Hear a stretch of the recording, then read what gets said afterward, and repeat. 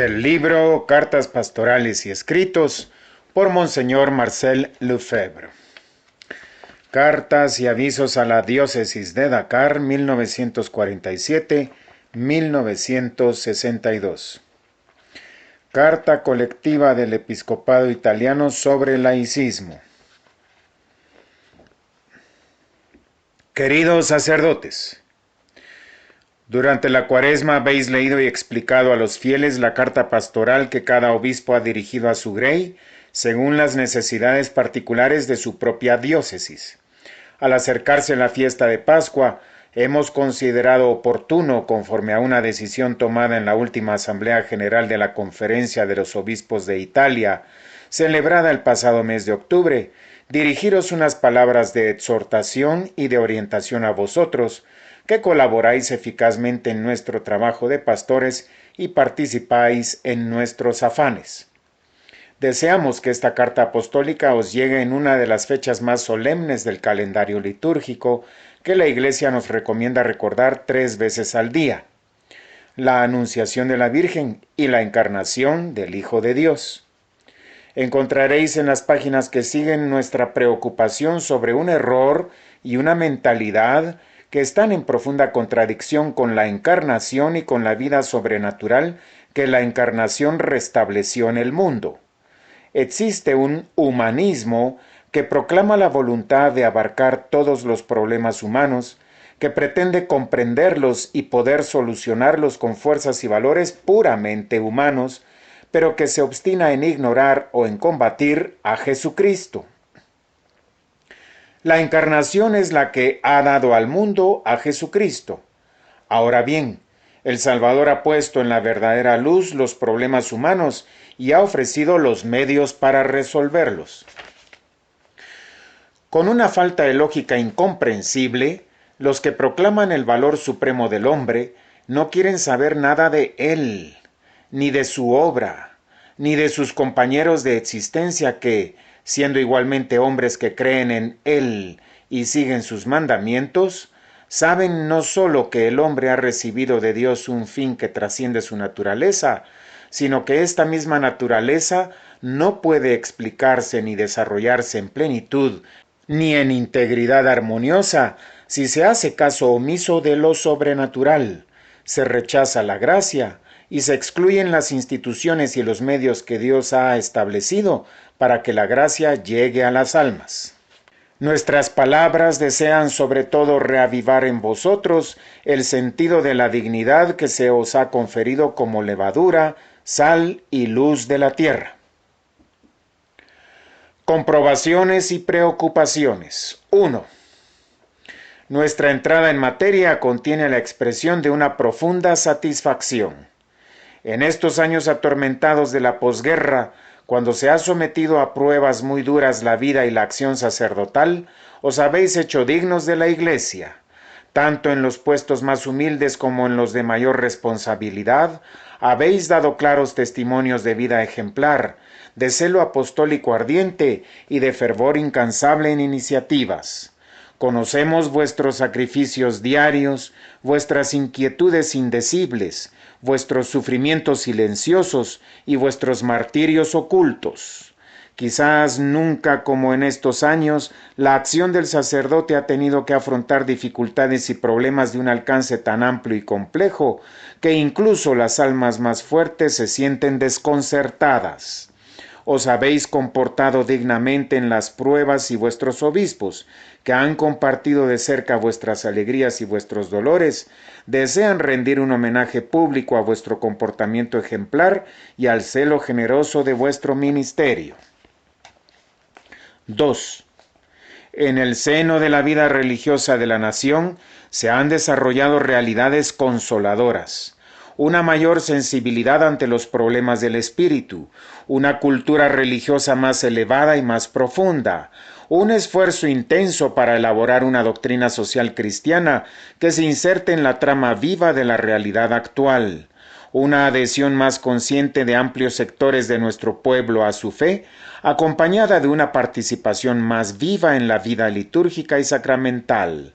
diversas organizaciones católicas que tienen propósitos sociales y de ayuda, y un despertar del laicado católico para extender el radio de acción apostólica de la jerarquía e iluminar, en un sentido cristiano, desde el interior, las diversas esferas de la actividad humana.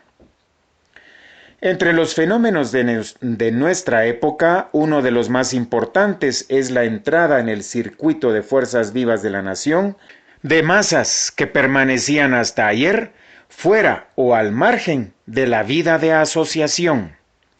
Este es un fenómeno de evolución social del que debemos alegrarnos y que nos impulsa a mantenernos con amor al lado de la humanidad en marcha, como ha hecho siempre la Iglesia y como la historia da testimonio de ello. No podemos cerrar los ojos ante las desviaciones de pensamiento y de costumbres que acompañan a este soplo de renovación. Hay una complacencia por un hedonismo cada vez más exacerbado, una sobreestima exclusiva de los valores económicos, un relativismo moral contagioso que fascina especialmente a las jóvenes generaciones y una exteriorización tan desordenada de la vida que ahoga, por así decir, en el alma la posibilidad de reflexionar sobre las realidades más serias y que promete un triunfo absurdo a las realidades más efímeras y vanas. Tenemos fe en el valor del mensaje cristiano, pero esta misma fe nos exige ver claramente las cosas en el mundo de hoy para adoptar la necesaria postura cristiana y sacerdotal. El laicismo y sus consecuencias. Naturaleza del laicismo. 3. Podemos descubrir como origen de las diversas desviaciones doctrinales y prácticas del mundo actual algún denominador común que exprese en cierto modo el alma de todo y represente el principio inspirador de la gama compleja de las actitudes equivocadas en el ámbito religioso y moral? Pensamos que sí, y creemos reconocer tal actitud fundamental en la mentalidad corriente de nuestro tiempo que se conoce con el nombre de laicismo. No tememos afirmar que ahí está el error de base en el que se encuentran en germen todos los demás errores con una infinidad de variedades y matices. 4. Es fácil dar una definición del laicismo porque expresa un estado de ánimo complejo y presenta una variedad multiforme de posturas. No obstante, se puede descubrir en él una línea constante que podría definirse como una tendencia o, mejor aún, una mentalidad de oposición a que la religión en general, y la jerarquía católica en particular, podría ejercer sobre los hombres, sus actividades e instituciones.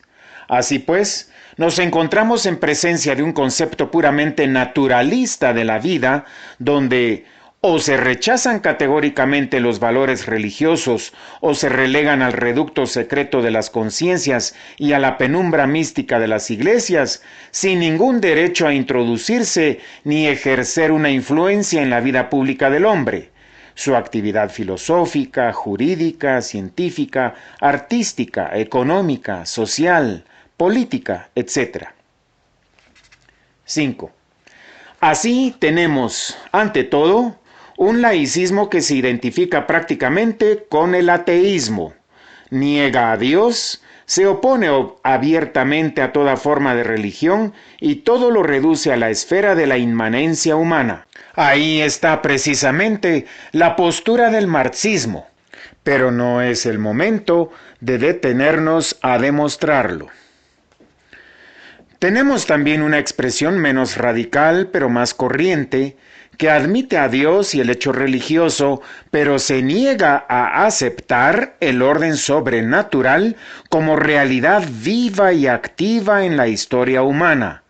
Para edificar la ciudad terrestre, intenta hacer abstracción de los principios de la revelación cristiana y niega a la Iglesia una visión superior que orienta, ilumina y da vida al orden temporal.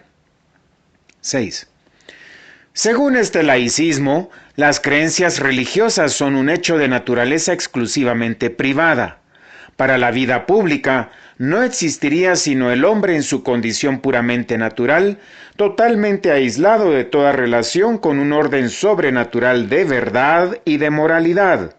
Por lo tanto, el creyente es libre para profesar en su vida privada las ideas que le parezcan, pero si, saliendo de la práctica individual, su fe religiosa intenta traducirse en acción concreta y coherente para ajustar también su vida pública y social a los principios del Evangelio, se grita contra ese escándalo como si constituyera una pretensión inadmisible.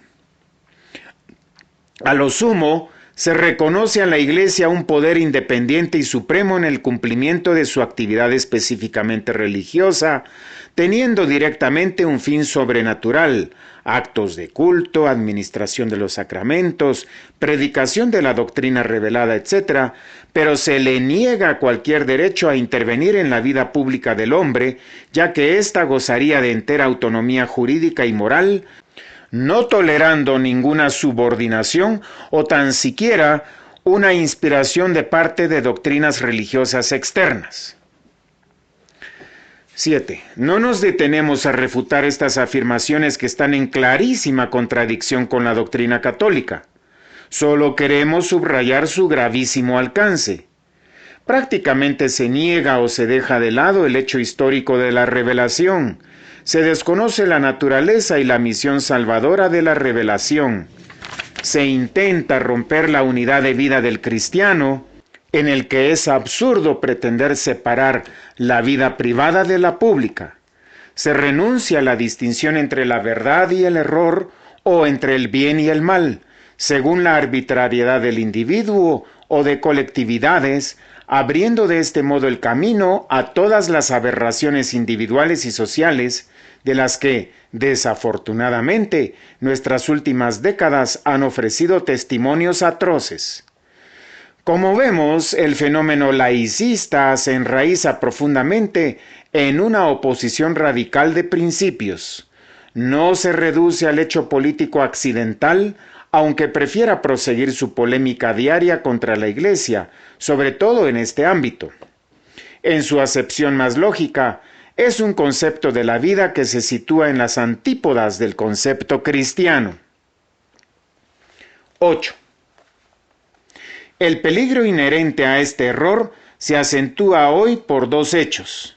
En primer lugar, en la situación en que se encuentra Italia en nuestra época, el laicismo suele evitar las actitudes espectaculares y burdas del viejo anticlericalismo del siglo XIX.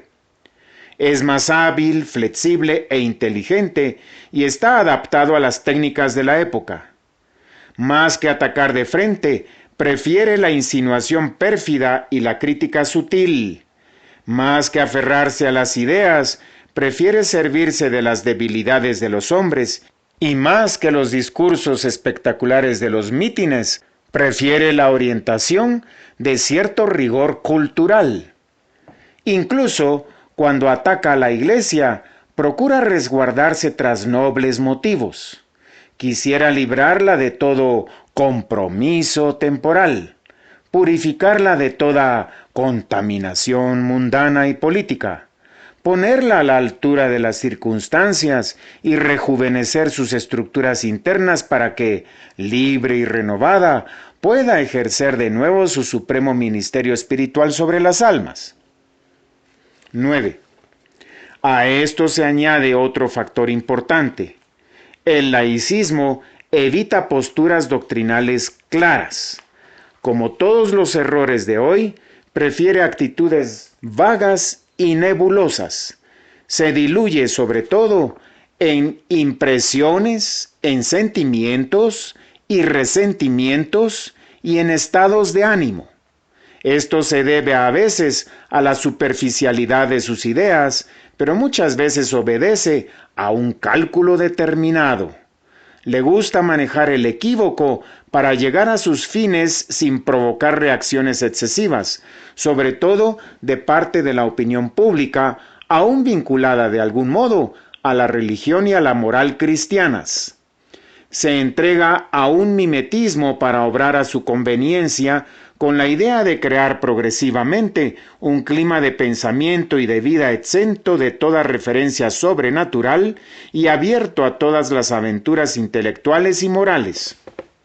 Estos hechos vuelven mucho más grave la amenaza porque, bajo capa de respeto a la fe religiosa del pueblo, se puede llevar a cabo gradual e insensiblemente una obra de corrosión del alma católica del país. 10. La base de la actitud laicista actual es una profunda oposición de carácter religioso, como lo demuestra un examen, aunque somero, de sus manifestaciones más recientes, que se pueden señalar brevemente del siguiente modo. A. Críticas agresivas, incluso si alguna vez se expresan bajo una forma de respeto aparente, a cualquier intervención del magisterio eclesiástico, siempre que pasa del ámbito de los principios a las aplicaciones prácticas. Alarmas y protestas cuando la Iglesia y la jerarquía intervienen, incluso si se trata de temas de moralidad pública. B. Intolerancia y desconfianza, si no es hostilidad abierta, contra todo lo que sea expresión del pensamiento y de la vida de los católicos en el país, contra todo lo que indique su presencia y su influencia en los diversos sectores de la vida pública. C. Publicidad complaciente dada a ciertos hechos, como fallos inevitables y supuestos escándalos dentro del clero y laicado católico militante, deformación sistemática de los objetivos que inspiran las obras católicas de ayuda, de caridad, de educación, etc. D. Apoyo solícito a toda tentativa encaminada a introducir en la legislación italiana el divorcio y a atenuar las disposiciones vigentes para la protección de las leyes de la vida. E. Esfuerzos aislados pero evidentes para replantear el concordato, aunque ha sido acogido con un reconocimiento, por así decirlo, unánime en la inmediata posguerra e incorporado en la Constitución. F. Duros ataques contra la verdadera libertad de la escuela no gubernamental y acusaciones incesantes contra los católicos de que pretenden sabotear la enseñanza estatal. Negativa tenaz a cualquier petición de subvenciones del Estado para centros escolares no gubernamentales y acusación dirigida a estos de atentar contra la libertad y de no formar para la libertad, con el pretexto de que al católico le estaría vedada la libertad de investigación requerida para el progreso y la cultura. G. Escándalo y protesta contra las autoridades públicas, toman parte en manifestaciones religiosas o participan en actos de homenaje al Vicario de Cristo, en el cual solo pretenden ver al soberano de la Ciudad del Vaticano, al que se debe tratar como igual, bajo pena de humillar al Estado y hacerle abdicar de su dignidad soberana. H. Incapacidad de comprender, en su pleno sentido religioso, las intervenciones de la Iglesia y de su jerarquía encaminadas a dirigir a los católicos en la vida pública, a llamarlos, en el momento actual, al deber de la unidad y a amonestarlos contra las ideologías que, incluso antes de ser aberraciones políticas y sociales, son auténticas herejías religiosas. Será útil recordar las palabras de Pío XI. Se abren comillas. Hay momentos en que parece que el episcopado, el clero y los seglares católicos, nos ocupamos de política, pero en realidad no nos ocupamos sino de la defensa de la religión y de los intereses religiosos cuando luchamos por la libertad religiosa, la santidad de la familia, la santidad de la escuela y la santificación de los días del Señor. Esto no es hacer política, sino que en ese caso es la política la que ha hostigado a la religión y al altar, y nos defendemos el altar. Se cierran comillas. Discurso del 19 de septiembre de 1925 del Papa Pío XI. Estas breves consideraciones indican con evidencia la gravedad de los errores difundidos bajo la etiqueta de laicismo. La Iglesia no tiene ningún interés en hacer revivir antiguas disputas. no desea que los católicos se dejen arrastrar a un terreno de polémicas estériles que no servirían sino para desunir el bloque espiritual de la nación y apartar a los católicos de su duro y positivo deber cotidiano de edificar una sociedad más justa y capaz de resolver los problemas concretos y urgentes de la vida de nuestro pueblo. No obstante, la Iglesia no puede permanecer indiferente ante estos ataques que afectan a la sustancia de su doctrina, pues si no, traicionaría su misión y abriría el camino a desviaciones fáciles para las almas que le han sido confiadas. El laicismo y el laicado católico. 11. Nuestras reflexiones no pueden detenerse ahí. El cuadro se vería con una luz defectuosa si no se aclarase otro problema: el peligro que corren el clero y el laicado católicos si dejan que el error laico se infiltre insensiblemente en sus filas, pues ya ha impregnado tan profundamente la atmósfera cultural y social que respiramos, que hasta las almas que deberían estar a cubierto de él se ven acechadas por sus argucias. El laicado católico puede exponerse a ciertas tentaciones fáciles que proceden de la mentalidad laica. Estas son las principales. A. La tendencia a apartarse de la influencia y de la dirección de la jerarquía y del clero, so pretexto de haber alcanzado la mayoría de edad. Haciendo esto, el laicado católico se convence de que está adquiriendo la plena conciencia y todos los derechos de ciudadano, tanto en la comunidad religiosa como en la sociedad civil. B. La tendencia a querer que la Iglesia practique una independencia total con relación a lo profano, sin darse cuenta de que muchas veces los problemas de orden técnico y temporal plantean cuestiones que no podrían dejar indiferente a la Iglesia. C. La tendencia a subestimar el valor de la doctrina del Evangelio o a dudar que pueda resolver los problemas del mundo moderno. La Iglesia, de hecho, tendría una visión demasiado abstracta de los problemas humanos. La acción de su magisterio se contentaría con enunciar principios generales. La necesidad en que está la Iglesia de mantener equilibrio entre las fuerzas amenazadas de decrepitud y las que se elevan hasta el horizonte haría que no tuviera ni valor ni audacia para afrontar la realidad brutal de este mundo que evoluciona de una manera trágica. D. La tendencia a deslizarse por la pendiente de un naturalismo sutil, menospreciando la eficacia magisterial y sacramental de la Iglesia en el campo del progreso que tiene lugar ante nuestros ojos, dando prioridad, si no a la exclusividad, a los medios humanos, aceptando más o menos abiertamente los métodos y el estilo del adversario, poniendo la mira ante todo en el éxito inmediato y haciendo un caso exagerado a las manifestaciones de la masa y a la aprobación de la opinión pública. E. La tendencia a entregarse a querellas intestinas poco edificantes y a trasladar al mundo exterior una solicitud cuyo primer objetivo debería ser la caridad fraterna y la unión de las mentes entre los que trabajan juntos, a pesar de sus defectos y de sus inevitables deficiencias. F. La tendencia a oponer la Iglesia dispensadora de la gracia o carismática a la Iglesia jerárquica y a las inspiraciones espirituales del corazón a la organización exterior de la disciplina. Se imagina que hay que distinguir entre las expresiones visibles del cristianismo y lo que constituye su sustancia interior sobrenatural y, en suma, que basta tener caridad sin que haga falta todo el aparato jurídico. G.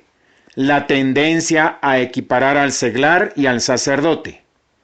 Pretender que sean compañeros a partes iguales y destinados a completarse y que sus funciones y sus poderes sean paralelos es reducir, hasta hacerla casi desaparecer, la distinción entre el sacerdocio genérico, del que participan todos los cristianos en cuanto miembros del cuerpo místico de Cristo, sumo sacerdote, y el sacerdocio propiamente dicho, fundado en el carácter sacramental de la ordenación. 12. Las tentaciones que acechan fácilmente al laicado católico tienen muchas causas y son múltiples sus canales de derivación. Repasemos las principales causas. A. La falta de cultura teológica, sobre todo en lo referente al misterio de la Iglesia, su naturaleza, sus poderes y su organización externa e interna. Muchos de nuestros seglares solo cuentan con una pobre formación teológica. B. La influencia de la prensa que se compromete en una dirección resueltamente laica o al menos se siente inclinada a ella. La prensa suele explicar con tal predisposición, aun si por la forma se muestra respetuosa con la religión, la presencia de la Iglesia en el mundo moderno, el código que regula las relaciones de la Iglesia y del Estado, la actuación de los católicos y el conjunto de problemas que atraen la atención de la opinión pública. Muchos católicos leen ese modo de presentar las cosas, sea porque no aprecian al periódico católico o porque nos gustaría creerlo, tienen la intención sincera de conocer las objeciones del adversario para combatirlas con más eficacia. De hecho, acaban absorbiendo poco a poco el veneno. C. La influencia de cierta literatura religiosa de vanguardia, especialmente del otro lado de los Alpes, en la que una inquietud congénita refuerza las audacias más aventuradas de pensamiento y se entusiasma sin reservas por todas las iniciativas de apostolado que rompen los marcos tradicionales. Proclama convencida que este es el único modo de conseguir métodos que puedan restablecer el contacto que se ha perdido con el mundo. D.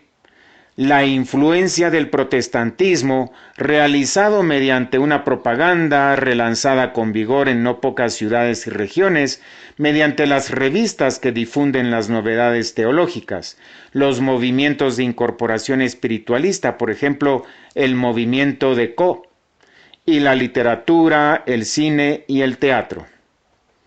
E. La influencia de la concepción democrática. Algunos quisieran inconsideradamente aplicar a la Iglesia los esquemas de la sociología profana, como si la definición de la verdad religiosa y el ejercicio de los poderes sagrados tuvieran que estar sometidos a la aprobación del laicado y al juego de mayorías y minorías. F. Sobreestimar la acción del laicado. Ponerla en la balanza con la acción del sacerdote, que quizás no consigue tener siempre el mismo brillante resultado en el plano exterior. La facilidad, sobre todo en los jóvenes, para ver en sencillas y sinceras felicitaciones de parte de la jerarquía una especie de investidura suprema que lo consagra al laicado, como si fuera el salvador de las situaciones y como si poseyera carismas especiales, cosa que lo lleva algunas veces, excitado por el orgullo, por la adulación de los amigos, por los aplausos de la multitud o por el acuerdo tácito de tal o cual superior imprudente, a adoptar actitudes de independencia frente a toda disciplina. G. Las torpezas de algún sacerdote que pueden crear situaciones difíciles y provocar incomprensión recíproca, críticas de una y otra parte, desconfianza y oposición. Así, por ejemplo, un autoritarismo exagerado, falta de confianza hacia el laicado, estrechez de espíritu, apertura insuficiente ante los problemas del apostolado moderno y de la vida social, y falta de juicio e imprudencia cuando su deber le manda intervenir en el orden político. H. La falta de formación espiritual sólida, sin hablar del contacto diario más bien brutal, con un mundo que cree de modo mediocre en las profundas virtudes cristianas, la humildad, la paciencia, la lealtad, la caridad, la justicia, el desinterés, etc. El laicado católico puede quedar marcado por esa manera de pensar y de obrar, no conforme o extraño al mensaje cristiano, y confundirá fácilmente la decisión con la violencia, la inteligencia con la astucia y el cálculo, la necesidad apremiante de las transformaciones sociales con la revolución, el ardor del esfuerzo con la impaciencia que se encoleriza, el reino de Dios con la dominación terrena y el servicio de la Iglesia con la pretensión de poner a la Iglesia al servicio de las propias ideas e intereses personales. Hablamos aquí de posibles tentaciones y de tendencias que pueden desarrollarse, no de una situación de hecho de gran alcance. Con estas amonestaciones, no deseamos de ningún modo negar o poner en duda la contribución inmensa y admirable del laicado católico a la Iglesia en nuestro país durante estos últimos años. Es un capítulo de historia del que ninguna nube podrá, por nada del mundo, ocultar el brillante esplendor.